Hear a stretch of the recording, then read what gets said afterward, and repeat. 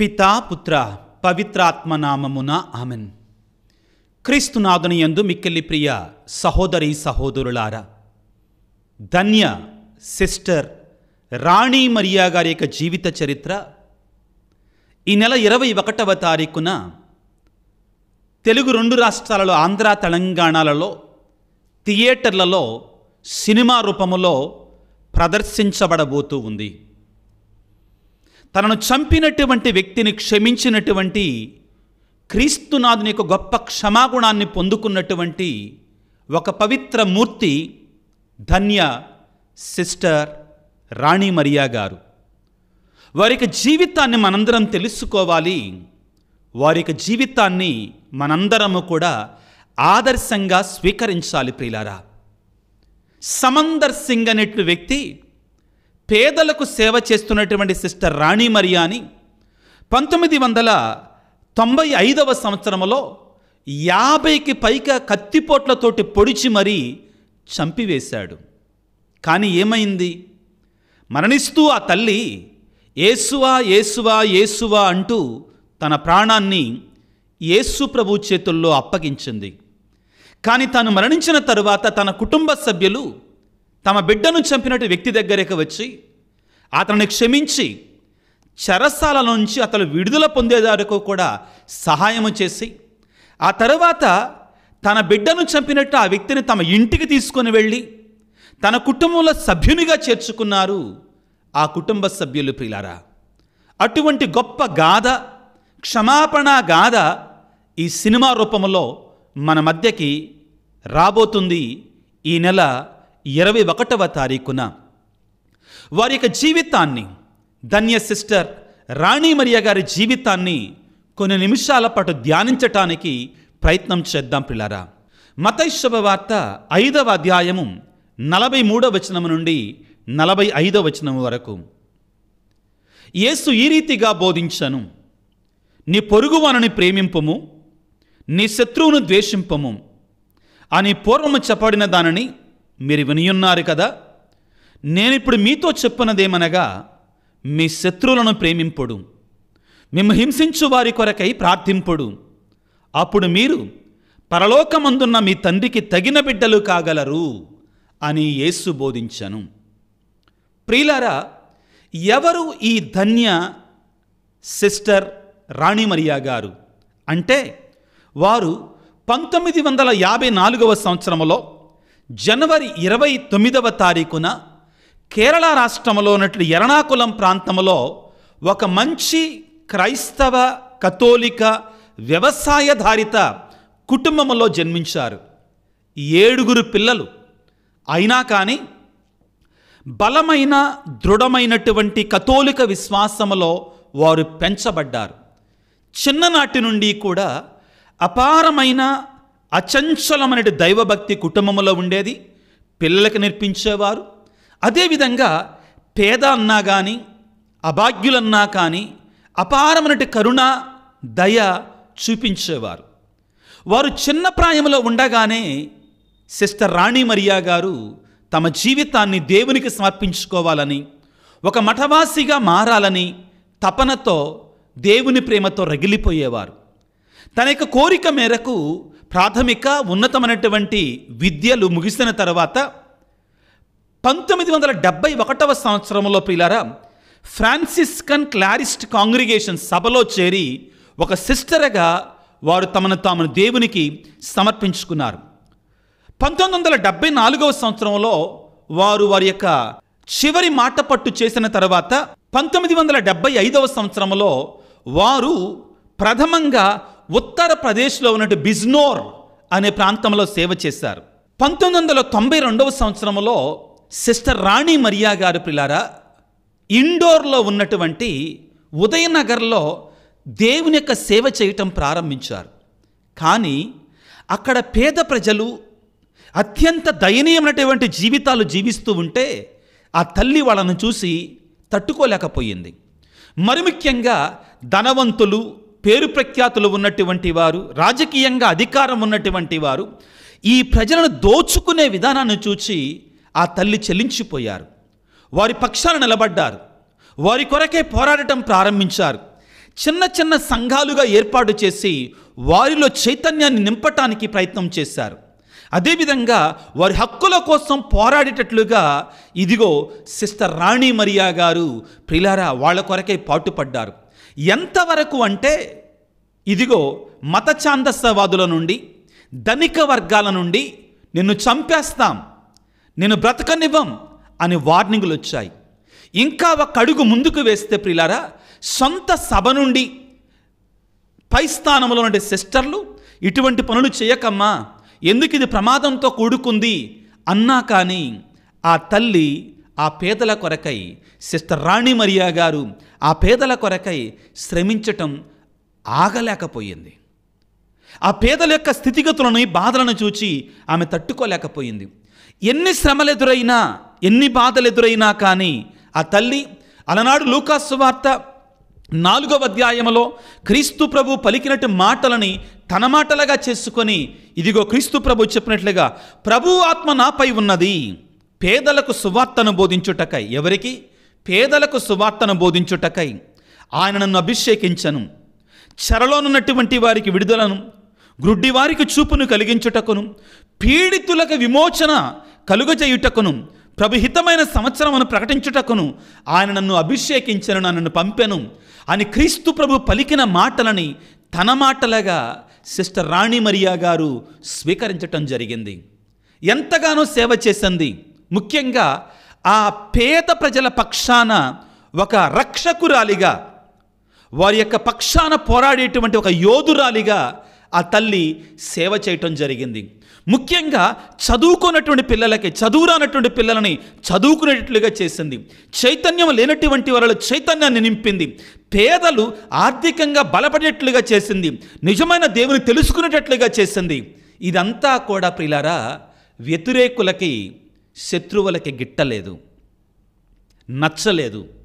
చివరికి ఒక కిరాయి హంతకుణ్ణి ఏర్పాటు చేసి, సమందర్ సింగ్ అనే వ్యక్తిని ఏర్పాటు చేసి 1995వ సంవత్సరంలో ఫిబ్రవరి 25వ తారీఖున ఆ సిస్టర్ రాణి మరియా గారు 41 ఏళ్ల వయసులో ఉన్నప్పుడు ఆమె ఒక బహిరంగ పబ్లిక్ బస్సులో ప్రయాణం చేస్తుండగా ఈ సమందర్ సింగ్ ఒక కత్తితో వచ్చి ఆ సిస్టర్ని 50కి పైగా కత్తిపోట్లు పొడిచి చంపివేయటం జరిగింది. సిస్టర్ రాణి మరియా గారు చనిపోతూ కూడా ఆమె పలికినట్టు మాటలు ఏంటో తెలుసా? యేసువా యేసువా యేసువా అంటూ ఆ సిస్టర్ గారు మరణించటం జరిగింది. అలనాడు ప్రియులకు దేవుని బిడ్డలారా, సిలువలో వేలాడుతుండగా తనను హింసించినటువంటి వారిని, తన చంపుతున్నటువంటి వారిని యేసు ప్రభు ఏ విధముగా, తండ్రి వీరేమి చేయుచున్నారు, వీరెరుగరు, వీరిని క్షమించండి అని పలికినట్లుగా సిస్టర్ రాణి మరియా గారు తనను చంపుతున్న వ్యక్తి కొరకై ప్రార్థన చేశారు. అలనాడు అపోస్తుల కార్యాలలో ప్రియులారా, తన రాళ్లతో కొట్టి చంపుతున్నప్పుడు పునీత స్టీఫెన్ గారు, యేసువా వీరేమి చేయుచున్నారు, వీరెరుగరు, వీరి పాపలను వీరిపై మోపకండి అని ప్రార్థించినట్లుగా సిస్టర్ రాణి మరియా గారు ఇదిగో ఆ తనను చంపుతున్నట్టు సమందర్ సింగ్ కొరకై ప్రార్థించటం జరిగింది. సిస్టర్ రాణి మరియా గారు మరణించిన తర్వాత తనను చంపినటువంటి సమందర్ సింగ్ను తీసుకుని వెళ్ళి జైల్లో పెట్టారు, చెరసాలలో వేశారు, జీవిత ఖైదు వేశారు. ఆశ్చర్యం ఏంటంటే సిస్టర్ రాణి మరియా గారి యొక్క సహోదరి అయినటువంటి ప్రియులారా సెల్మి పౌల్ గారు ఒక ప్రత్యేకమైన శ్రద్ధ తీసుకున్నారు. ఎందుకని? అలనాడు క్రీస్తు ప్రభు పలికిన మాటలని మేము నెరవేర్చాలి, క్రీస్తు ప్రభు యొక్క ప్రేమను చూపించాలి. నా సహోదరుని చంపినటువంటి ఆ సమందర్ సింగ్ ఎడల మా ప్రేమను చూపించి క్రీస్తుకు సాక్షులుగా మేము మారాలి అని కంకణం కట్టుకొని ప్రత్యేకమైన శ్రద్ధ తీసుకొని ఆ చెరసాలలో ఉన్నటువంటి సమందర్ సింగ్ దగ్గరికి వెళ్ళి సహోదరుడిగా స్వీకరించి క్రీస్తు నామములో పరిపూర్ణంగా క్షమించటం జరిగింది. అంత మాత్రమే కాదు ప్రియులారా, వారు గవర్నమెంట్ వాళ్ళ దగ్గరికి వెళ్ళి స్పెషల్ పర్మిషన్తో అతనికి క్షమాపణ మేమిస్తున్నాము, అతన్ని మన్నిస్తున్నాము అని చెప్పి చెరసాల నుంచి విడుదల పొందేటట్లుగా ఇదిగో ఈ వ్యక్తికి సహాయం చేశారు. క్రైస్తవులకి క్రీస్తు ప్రభు నేర్పించింది ఏమిటి అంటే క్షమాపణ, మన్నింపు సాధ్యమే అని సిస్టర్ రాణి మరియా గారి కుటుంబం నిరూపించి చూపించింది. లోకాన్ని ప్రియులారా క్రీస్తు ప్రభువు మనల్ని జయించమని చెప్పింది ద్వేషం ద్వారా కాదు, పగ ద్వారా కాదు, క్షమాపణ ద్వారా. కాబట్టే ప్రియులకు దేవుని బిడ్డలారా, ఈనాడు ఈ 21వ తారీఖున సినిమా రూపంలో థియేటర్లోకి రాబోతున్నటువంటి సిస్టర్ రాణి మరియా గారి యొక్క విజయ గాథ, ఏది క్షమాపణ గాథ, the face of the faceless అనే సినిమాకి ప్రత్యేకత సంతరించుకుంది ప్రియులకు దేవుని బిడ్డలారా. ఆ తరువాత సిస్టర్ రాణి మరియా గారి కుటుంబ సభ్యులు తన కుమార్తెను చంపినటువంటి ఆ యొక్క సుమందర్ సింగ్ని కేరళలో ఉన్నటువంటి తమ కుటుంబానికి ఆహ్వానించుకొని అక్కడ తమ బిడ్డను చంపినటువంటి సమందర్ సింగ్ని తమ కుటుంబంలో సభ్యులుగా చేర్చుకున్నారు. ఇప్పుడు ఆయన సిస్టర్ రాణి మరియా గారి యొక్క పవిత్రమైన స్థలాన్ని ఉంచినటువంటి ఆ యొక్క పవిత్రమైన దేహాన్ని ఉంచినట్టు ఆ ప్రాంతంలో ఆయన ఆ తల్లికి భక్తురాలుగా జీవిస్తూ ఉన్నాడు. ప్రభునందు ప్రియులకు దేవుని బిడ్డలారా, క్రీస్తు భగవానుడు ఈనాడు మనందరికీ కూడా ఒక మాట చెప్తున్నాడు. మత్తయి శుభవార్త 5వ అధ్యాయము 43వ వచనము నుండి, నీ పొరుగువానిని ప్రేమించుము, నీ శత్రువుని ద్వేషింపము అని పూర్వము చెప్పబడిన దానిని మీరు విని ఉన్నారు కదా. నేనిప్పుడు మీతో చెప్పున్నదేమనగా, మీ శత్రువును ప్రేమింపుడు, మేము హింసించు వారి కొరకే ప్రార్థింపుడు అని క్రీస్తు ప్రభు మనందరికి కూడా సవాలుతో కూడినటువంటి సందేశాన్ని ఇస్తున్నాడు. అంతేకాదు ప్రియులారా, ఆయన మాటల ద్వారా మాత్రమే కాకుండా తన చేతల ద్వారా సిలువలో ఉన్నప్పుడు ఆయనను చంపిన పాపము ద్వారా ఆయనను చంపిన మనందరినీ కూడా ఆయన క్షమించటం జరిగింది. కాబట్టి ప్రియులారా, మన 2 తెలుగు రాష్ట్రాలలో ఉన్న బిషప్ గారు ఇదిగో ఈ సినిమాని మనకు తెలుగులోనికి డబ్బింగ్ కావడానికి, అదేవిధంగా అది థియేటర్లోకి రావడానికి ఎంతో ఖర్చు చేయటం జరిగింది సిస్టర్ రాణి మరియా గారి యొక్క క్షమాపణ గాథని. కాబట్టి ఈ విధంగా పోస్టర్లు పెట్టి మనందరి విచారణలు కూడా పంపించడం జరిగింది. ముఖ్యంగా విజయవాడలో ప్రియులారా కొన్ని థియేటర్లు ఇది ఆడుతుంది. ముఖ్యంగా మన విజయవాడ సిటీలో ఉన్నట్లయితే క్యాపిటల్ సినిమాస్లో, ట్రెండ్ మాల్లో, అదేవిధంగా బెన్ సర్కిల్ దగ్గర, సినీపోలిస్ పీవీపీ మాల్లో, ఎంజీ రోడ్లో, అదేవిధంగా స్వర్ణ మల్టీప్లెక్స్లో, అదేవిధంగా శైలజ థియేటర్ దగ్గర గాంధీనగర్లో, రామ్ గోపాల్ సినిమా థియేటర్లో, ఈ విధంగా పలుచోట్ల ఆడుతుంది. హైదరాబాదులో కానీ పెద్ద పెద్ద సిటీల్లో అన్నిట్లో కూడా ఆడుతుంది. దయచేసి ఈ సినిమాను చూడండి. మన కథోలిక సినిమాలు చాలా తక్కువ. మన ఈ మధ్యలో ఎవరో ఒక అతను వీడియో చేసుకుంటా, మీరు కథోలిక్ ఫాదర్లు, క్యాథలిక్ నన్స్కి మీకు శ్రమలు వస్తాయని భయం, కాబట్టి మీరు బయటికి రారన్నారు. ఇది సాక్ష్యం కాదా దానికి? ఒక సిస్టర్ గారు క్రీస్తు కొరకే మరణించాడు. అదేవిధంగా మొన్న ఈ మధ్యలో ఒక యేసు సభ గురువు ఫాదర్ స్టాన్ స్వామి గారు పేదల కొరకు ఆయన ప్రాణాన్ని అర్పించాడు. క్రీస్తు కొరకే సాక్షిగా, హతసాక్షిగా మారారు. ఇవన్నీ కూడా సాక్ష్యాలు ప్రియులారా. ఇదిగో వేదహింసలు వచ్చినప్పుడు ముందుండేది కథోలిక గురువులు, మఠవాసులు, విశ్వాసులు అంతకంటే ఎక్కువగా. దీన్ని మనం గుర్తుంచుకోవాలి. వేదహింసలు క్రైస్తవ విశ్వాసానికి బీజాలు అని పునీతులు పలికారు. ప్రియులకు దేవుని బిడ్డలారా, నీవు నేను ఈ సినిమాని చూడటం ద్వారా, ఈ సినిమాని జయప్రదం, విజయవంతం చేయటం ద్వారా అంత మాత్రమే కాదు, సిస్టర్ రాణి మరియా గారి నుండి గొప్ప ఆదర్శాన్ని స్వీకరించాలి. క్రీస్తు యొక్క అడుగుజాడలు నడిచినట్టు గొప్ప పునీతురాలు, పరిశుద్ధురాలు ఈ తల్లి. పేదల కొరకే తన ప్రాణాన్ని అర్పించినటువంటి గొప్ప పరిశుద్ధురాలు. ప్రియులకు దేవుని బిడ్డలారా, ఈ వివరాలను నేను ఈ వీడియోలో ఉంచడానికి ప్రయత్నం చేస్తాను. అందరూ కూడా వీలున్నంత వరకు కూడా థియేటర్లలోకి వెళ్ళి ఈ సినిమాని జయప్రదం చేయవలసిందిగా మనవి చేస్తున్నాను. మీరు అనుకోవచ్చు ఈ సినిమాను నేను ఏదో అడ్వర్టైజ్మెంట్ చేస్తున్నాను. కాదండి, మన విశ్వాసాన్ని నేను అడ్వర్టైజ్మెంట్ చేస్తున్నాను. అవును, నేను అడ్వర్టైజ్ చేస్తాను మన విశ్వాసాన్ని, ఎందుకంటే మనకు అవసరం. ఈ ఆధునిక ప్రపంచంలో, ఈ నూతన వరవడిలో ఉన్న ప్రపంచంలో పేదల పక్షాన క్రీస్తుకు సాక్షిగా జీవించేటువంటి ఇటువంటి జీవితాలను మనం 10 మందికి తెలియజేయాలి. మనం తెలియజేయకుండా ఎలాగా? రోమపత్రికలో ఇదిగో, అదేవిధంగా కొరింథీ పత్రికలో పౌలు గారు అంటారు కదా, వినుట వలన విశ్వాసము కలుగుతుంది. అది బోధించటం ద్వారా వినవచ్చండి. మరి సువార్థికులు లేకపోతే ఎలాగండి?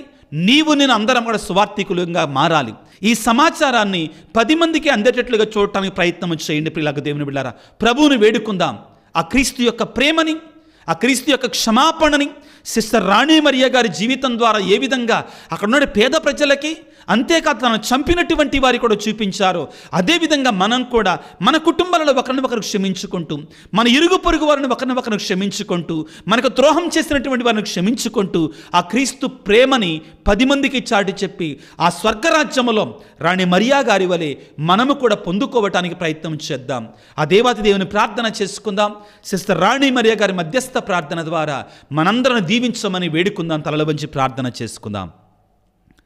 సర్వశక్తిమంతుడా, సర్వోన్నతుడా, ప్రేమమయుడా, ఒక్క వ్యక్తి తాను హతసాక్షి కావడం ద్వారా వేల మందిని, లక్షల మందిని నీకు విశ్వాసులుగా మార్చే శక్తిని పొందుకుంటారు. ప్రేమమయుడా, కనికర సంపన్నుడా, నీవు కొంతమందికి మాత్రమే హతసాక్షులుగా, వేదసాక్షులుగా మరణించేటువంటి కృపను దయచేస్తున్నారు. ఈనాడు మా భారతదేశంలో నీ ప్రేమ కొరకై, నీ క్షమ కొరకై మరణించినటువంటి సిస్టర్ రాణి మరియా గారి యొక్క జీవిత గాథ ఈనాడు ప్రజలందరి ముందు ఉంచబడుతుండగా సినిమా రూపంలో ముందుగా మీకు స్తోత్రాలు, వందనాలు. ఇటువంటి మహా గొప్ప స్త్రీమూర్తిని మాకు ప్రసాదించినందుకు గాను, మా గొప్ప ఆదర్శంగా ఇచ్చినందుకు మీకు స్తోత్రాలయ్యా. ఆ తల్లి ఎన్ని సవాళ్లు ఎదురైనా కానీ, ఎన్ని హెచ్చరికలు ఎదురైనా కానీ, ఎన్ని బెదిరింపులు ఎదురైనా కానీ నీ ప్రేమను పంచటం ఆగలేదు, నీ క్షమను అందించటం ఆగలేదు, పేదలకు నీ యొక్క ఆదరణనివ్వటం ఆగలేదయ్యా. మేము కూడా మాకు తోచిన విధంగా ఆ తల్లి నడిచినట్టు నీ అడుగుజాడలు నడవడానికి, నీ ప్రేమను పంచటానికి కావాల్సిన శక్తిని ప్రసాదించండి. సిస్టర్ రాణి మరియ గారి మధ్యస్థ ప్రార్థన ద్వారా ఈనాడు ఈ వాక్య పరిచయలో పాల్గొంటున్నటువంటి నీ బిడ్డలందరినీ దీవించమని, ఆశీర్వదించమని, వారి తలంపులను, ఉద్దేశాలను దీవించమని మనాథుడైన క్రీస్తు ద్వారా వేడుకొనుచున్నాము తండ్రి, ఆమెన్. ప్రభువు మీతో ఉందురుగాక, మీ ఆత్మతో ఉందురుగాక. సర్వశక్తి గల సర్వేశ్వరుడు పిత, పుత్ర, పవిత్రాత్మ మిమ్ము మీ కుటుంబాలను చల్లగా దీవించి ఆశీర్వదించి కాపాడుదురుగాక. God bless you. దేవుడు మిమ్ము దీవించుగాక. ఆమెన్.